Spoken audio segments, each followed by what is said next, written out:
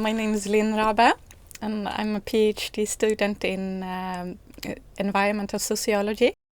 I'm working with a project on risk and preparedness. I'm Kara Tai. I'm currently doing my master's in science for sustainable development, and I have a bachelor's in biology.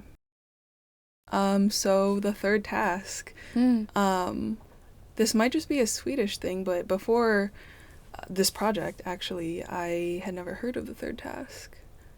I don't think you are the only one. Yeah. I think it's quite vague. Okay. To me, it's a very, very important task. Mm-hmm. And now when we have a society and a climate where we have fake news and a lot of research resistance and distrust in different sources. Do you think it's part of your responsibility as a researcher and as a PhD student, sort of higher up in academia, to sort of perform, I guess, the third task and, help other people maybe lower in academia or just broader society? Yeah, I do think that we all have a responsibility to have a good conversation and to keep the democratic conversation going. When it comes to climate change, one of the first thing I think that you as an individual can do is to talk with others about your engagement, about your commitment, about your concern. And as a researcher, I do think that we have a very important part to play in that conversation. Do you think that can sometimes be difficult to bring up in just casual conversation, whether that's, from your experience in research and just everyday life personally? Because I often find it difficult to bring up any climate issues with just friends or family, or even some other students in different disciplines. It's not really a party conversation, no? No, not really. I understand what you mean. Yeah. At the same time, I think it's easier in peers-to-peers, friend-to-friend conversations. Yeah. I think one of the reasons why maybe researchers aren't communicating as openly and as broadly as I at least think that we should is because we need to know. As the debate becomes more and more polarized, it's like you have to have an answer. Yeah. And sometimes we don't have answers. Yeah. Sometimes we have a lot of answers. I mean, generally we do know what's going on with climate change, and we do know the boundaries of what we can do. I think a big part of it is that the awareness is not the issue anymore, right? All of my friends, all of my family are aware that climate change is an issue and that, humans are a big driver and the main driver. But then where do we go next? Right. Then they're sort of indifferent. When it comes to taking action, they sort of don't want to change anything about their lifestyle or their daily life or anything like that. A lot of the responsibility have been individualized, whereas we are part of so complicated systems. So is my changing and my transition enough? Right. It can feel haunting to have that kind of individualized responsibility when there is so many cracks in the system. And I think maybe that's where my research come in with environmental sociology, to look at the system. What's wrong with the system? Why can't we, when we know that we have to change and we know we need a transition, why is it not happening? It's a bit rigged, I think. We are not changing the system currently. It's still a limitless growth kind of argumentation. We still see profit and happiness in the same kind of ways that we need to gain and consume.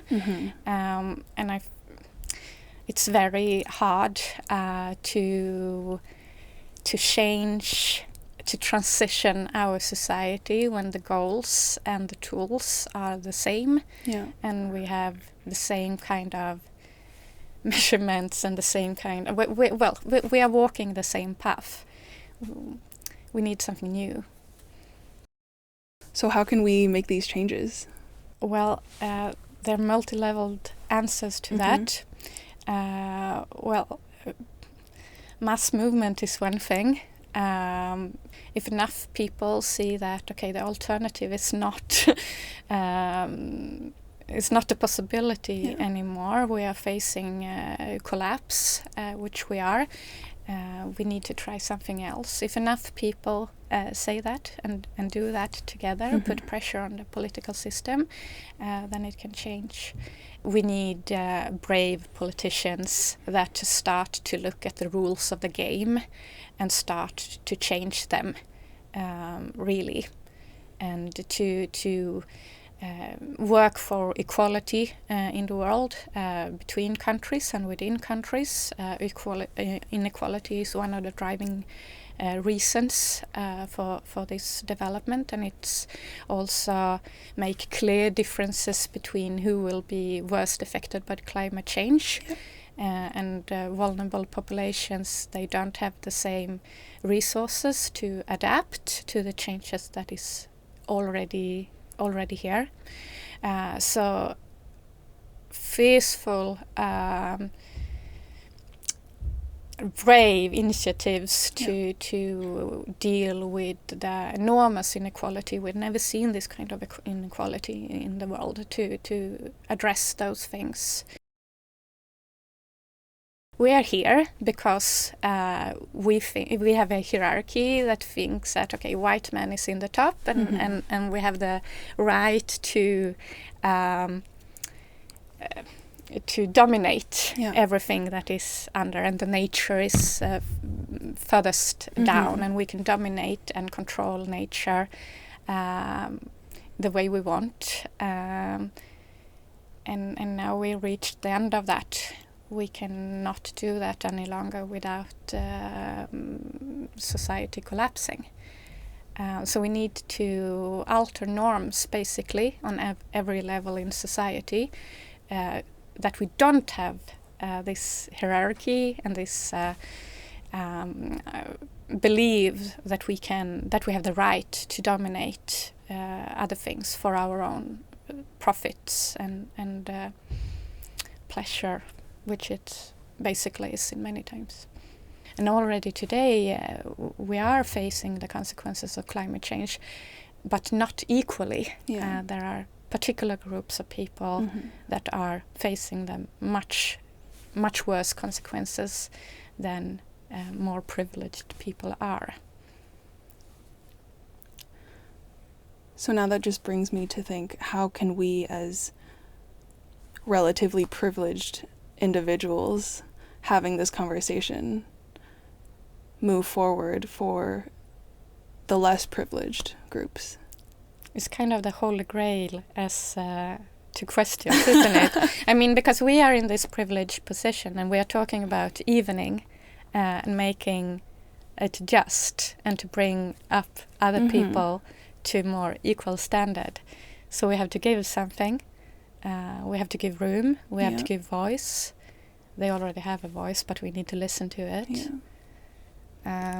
That's challenging. It is challenging, and many people don't want to give up any room, any space, any power, especially the people in, like politicians and the ruling class.